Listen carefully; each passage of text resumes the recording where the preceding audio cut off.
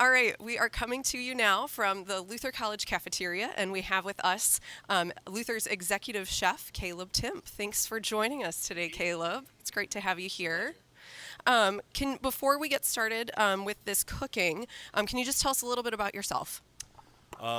Yeah, so I am a local guy. Been here for a long time. I've kind of worked in tons of different kitchens. Very recently, achieved a executive chef certification through the American Culinary Federation. So I have that under my belt. I'm pretty proud of. Yeah, that's about it. That's great. We're happy to have you here at Luther. And we'll talk a little bit more while you're cooking. I see a lot of amazing ingredients sitting out here in front of us. What are you going to make for us today? I'm going to be doing a couple of different vinaigrettes. One is going to be a lemon and thyme vinaigrette, and we'll do a variation on that one. We'll change it up into a roasted tomato basil vinaigrette. And we're also going to be doing a basic balsamic vinaigrette, and we'll change that one up too, and we'll do a grilled strawberry vinaigrette with that. So, That sounds great. tasty. Well, James and I will back up a little bit here out of the way. So, which one are you going to start with for us? Well, let's start with the lemon and thyme vinaigrette. So vinaigrettes are pretty basic. I'm actually not going to be doing any cooking. I've done the roasting of the tomatoes in the back, so we're good to go there. So I'll kind of just walk through how to assemble a typical couple of vinaigrettes, and we'll just look at the process there. That's great. James, do you make vinaigrettes? I can't say that I've made a vinaigrette, but I'm excited to, figure out how to now, perhaps. And then maybe put this knowledge to use, yeah. Yeah, practical knowledge here in the live stream too. Yeah. So the basic tenet of any vinaigrette is your acid component, which in this case is going to be lemon juice and zest and a little white vinegar. And then I like to add some kind of sweet element. Here we'll be using honey and white sugar. You need an emulsifier. So for this one we're using a plain Dijon vinaigrette. And then your other flavoring ingredients. So that's where the fresh thyme comes into play. Some of the lemon flavor will come out here. We'll also be throwing in some shallots, salt, and pepper. So pretty basic. Great. So you just kind of mix. So you'll want equal parts liquid ingredients, as I call them. So all your flavor components, that's one part, including the sugar or the honey, whatever you're using. And then the other part would be whisking in the oil at the end. And I use a canola oil. A lot of people say olive just in the outright, but the flavor, the olive oil has its own flavor. So to me, olive oil is more for serving with bread, kind of eating on its own. So we'll be using canola today. So this is honey you're putting in right now? Or is Yep. honey in there? Honey and a little sugar. The sugar I've found helps emulsify it further. So to make the vinaigrette really stable, not only do you need Dijon, but I also find that a little bit of white sugar helps a lot with that. So the honey is more for the flavor and the sweetness. The sugar is more as an emulsifier. Oh, sure. It also adds to the level of sweetness. Some fresh shallot, I know. fresh thyme. Yeah. Don't drink that. That's vinegar, not water. So we're pushing it away so we remind ourselves not to drink that. You'd probably figure it out once. Oh yeah, I think the scent would probably tune us into that one, James. There, I threw in a little sea salt. Now I'm going to crack some black pepper into there with my handy dandy pepper grinder. That's Ooh, fancy. One-handed. Yeah, I like that. In a kitchen, you Nice need and all the hands fancy. you can It's get, true. so- Any help you can get is good. You could pick up this pepper grinder at your Yeah. local. So again, we're just getting all the liquid components together to marry. And then we'll slowly add our oil.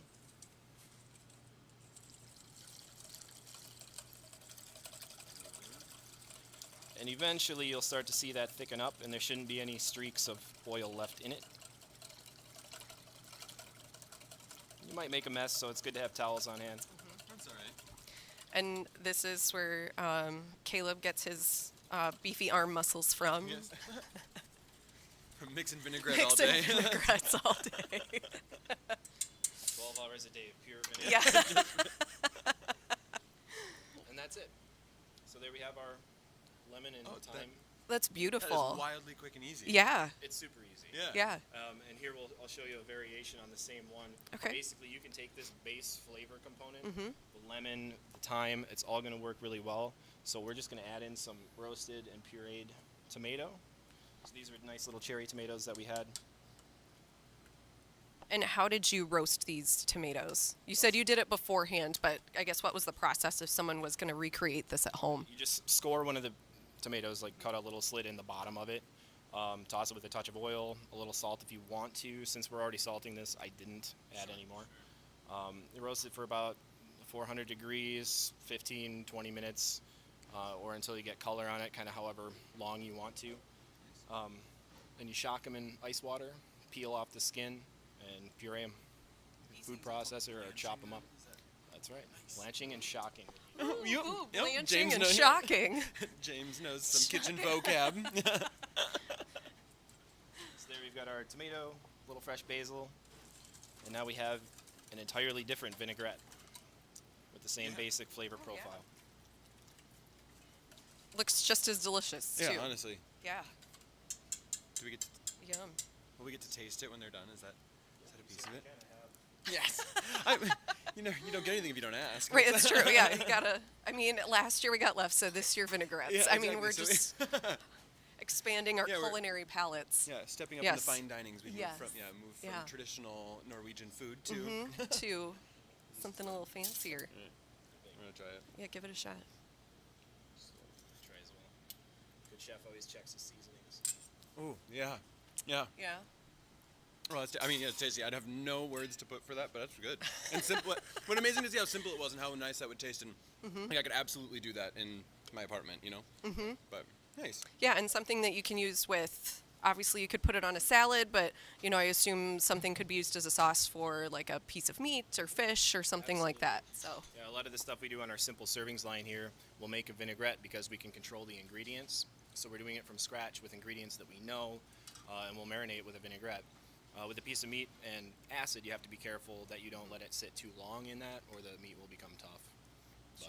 But for flavoring, it works great. Yeah, just about anything.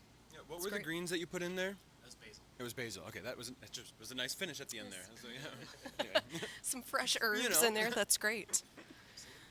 And obviously, I mean, it's winter here in the Midwest right now, but one thing we love about being at Luther and in Decorah is our farmers market, and just even here at Luther, our own, I guess, farms that we have here on campus and our campus gardens.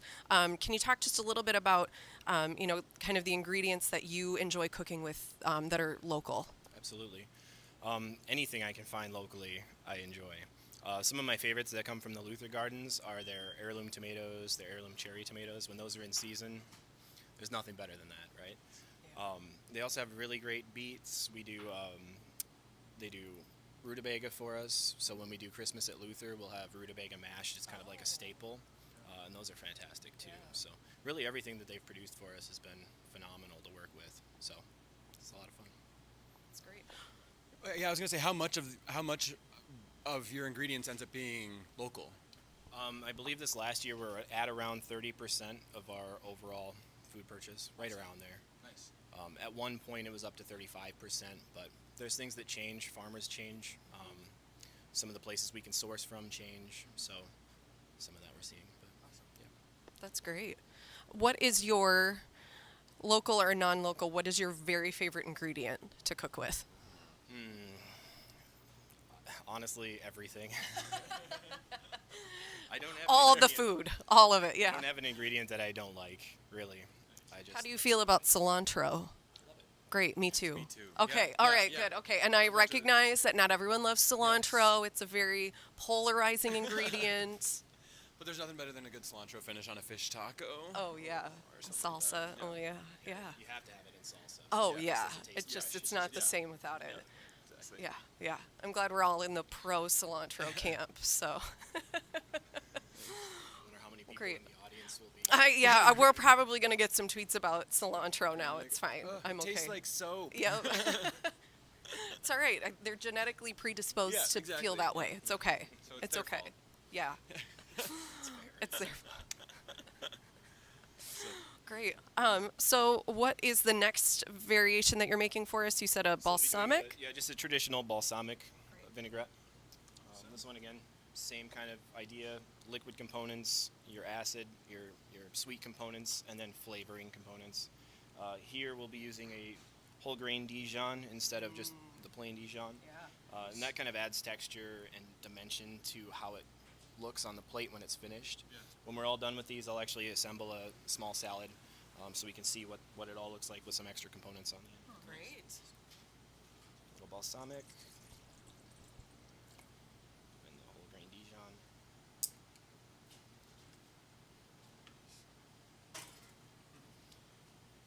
Here I also have a little roasted garlic. I love roasted garlic. Yeah, same. Oh, so good. Purified roasted? Nice. Or pureed. Pureed, yeah. Purified. It's the purest of the garlics. I don't know how you make purified garlic, but Yeah, but let me tell you, it's the best. And I know. take your James, word for James, no, take his word for it. It's just the best. No, pureed garlic. Pureed. Yeah. Pureed, yes. Yeah. Yeah. sea salt. Add some fresh parsley in here. Again, this is more for presentation, but it will add a cleaner finish toward the end with the parsley in it. For sure.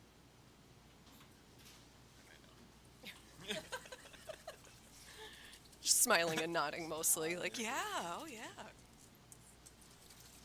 I did No, unlike you, I have made vinaigrettes before. Oh, nice. So, Awesome. Nice. yes. Well, yeah, I have not. Honestly, this one had a really nice, like you could tell there was the greenery had to finish at the end. That it tasted great. I didn't know what it was.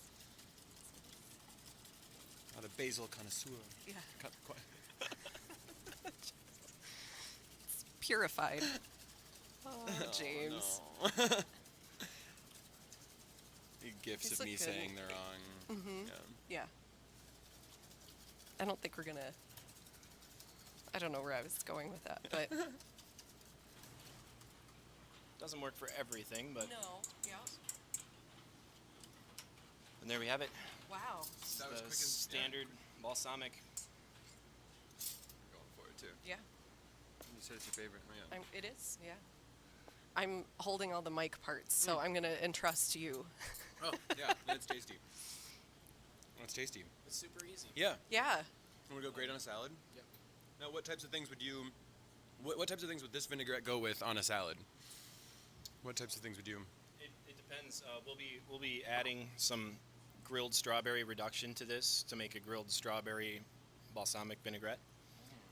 And along with that, then we'll build a salad with spinach, fresh strawberries, some pickled beauty heart radish, some kumquats, and we'll finish off with a little manchego cheese and a little toasted pumpkin seed. Oh So, yeah. Yeah, it'll be great.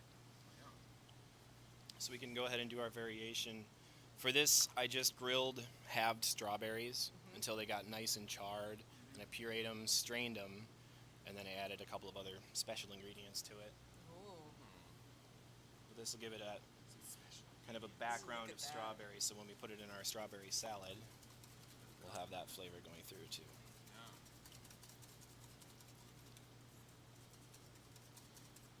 The color and the texture on that strawberry puree is just incredible. Yeah. Yum. That's beautiful. And this time of year, obviously, strawberries aren't really in season either, so that's a good way to, kind of get a little bit more flavor out of something that's not at its peak sweetness when it's raw. So, Yep. So we like to do that. yum. Yeah. No, that looks tasty. Sorry, I'm just like. We're just in awe. yeah. Like, wow, magic. I mean, you've just made magic in a bowl with a whisk. It's incredible. And now we may have already said this, but for us laymen who don't necessarily know the difference between, because like when you go to a restaurant and you get just balsamic and vinegar and all of that, what transforms it? Is it the adding of the different ingredients that makes it a vinaigrette, or like why is that? The key definition there is the emulsifier. In this case, we're using Dijon. Back in the days of the classical French chef, they would use egg yolks to bind the oil with the vinegar so that they don't separate. Sure. This keeps it together. I could keep that for a few days and it would never separate. Okay. Awesome. So Nice. that's the key difference. Yeah, That's a didn't good know. question. So Oh, that's a salad dressing. Yeah. Here we'll build a salad quickly. Got my nice fresh strawberries. And a nice sharp knife. With excellent technique, if I do Yes. say so myself. Yes. Again, I know. Again, I know all the details. I watch a lot of Great British Baking Show. And Top Chef. You know, we got Oh yeah, yeah. Top chef. a little bit of Hell's Kitchen. Oh, can I say that on camera? Yeah. Well, you just I did. just well, you just did. Yeah. Our first We'll bleep hear- out of the. yeah. We're only like 15 minutes in, and James is already. No. Oh, whoops. Look at this. Yeah. Ooh, the plating. I yeah. know. I don't want my family getting any ideas about how I'm going to be plating things. Like, well, you learned how to do this. Yeah. You should. I know we're learning from an executive chef. Yeah. Yeah. Exactly. Knowledge can be a dangerous thing. James, what is your favorite food? What is my favorite food that I make or that I get to consume? Both. Oh, that's a solid question. That I make puppy chow. I make really fantastic puppy chow. I know it's a simple thing, but I Also known as Muddy Buddies, Yeah, depending on where you're from, where you're tuning in from. Maybe you know them as Muddy Buddies, Puppy Chow. You know, that is delicious. it's fantastic. yeah. I mean, to me, it's the same as the hot dish casserole debate. That it is just Right. puppy Yep. chow. Just Puppy Chow. Sure. Much as well, Sure.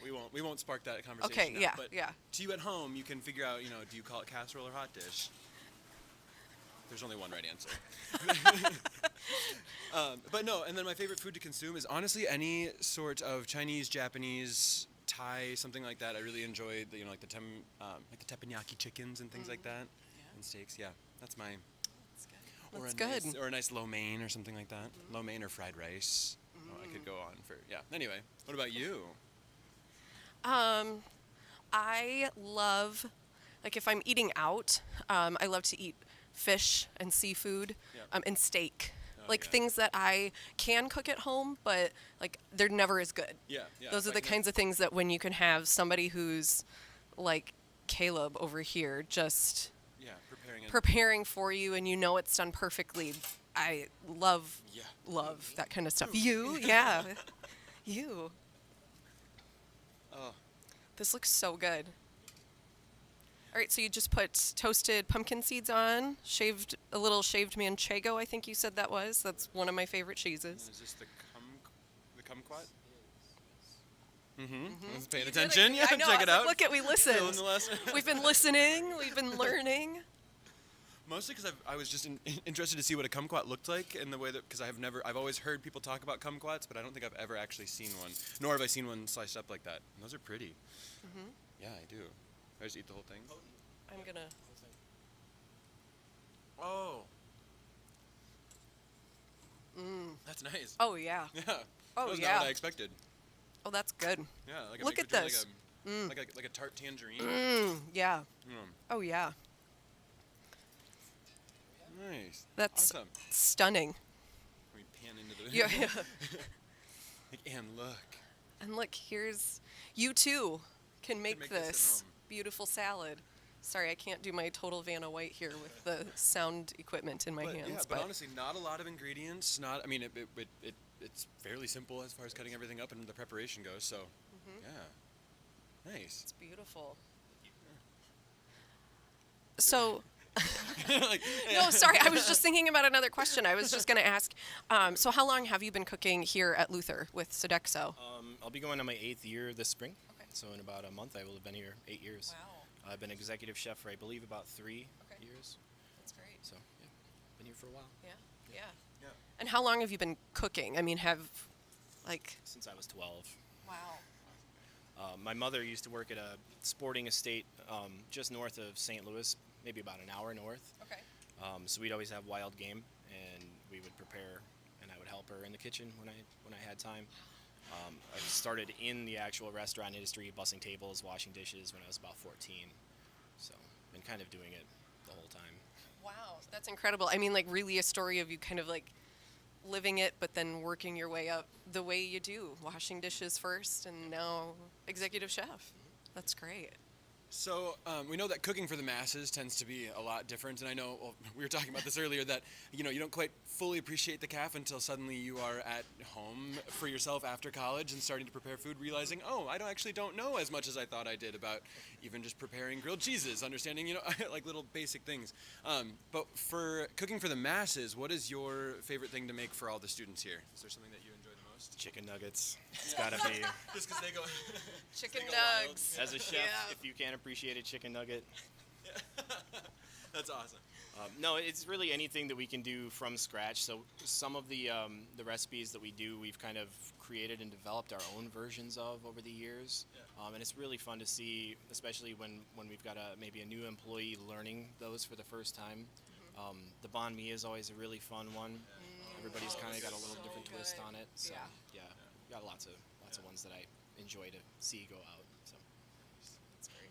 Yeah, I know as somebody who was at Luther and then left and came back, I love, my husband and I will do like monthly calf dates where we come and have lunch in the calf and kind of, just it's fun to see local ingredients being used, but just also, seeing a banh mi on the line or, but still alongside favorites like French fries and pizza and having a salad bar and just all the fresh options. You just really do an incredible job with all of this. So, yeah. James, do you have any other questions? Yeah, not many. But thank you for taking the time to, out of your busy schedule, but then also to prepare this for us. This is great. Yeah. You're welcome to try it. Yes, I think we will. Yeah. Absolutely. Do we not want to do it on the camera? Yeah. Yeah. We may wait for an after shot for that. We'll try it see. afterwards. But Yes. we'll let you know how it is back on our live programming. Yes. You know? Yeah, we can fill you in on how delicious the salad tastes probably after a break. So, thanks again, Caleb. Appreciate your time. Yeah, and we'll be back in a bit.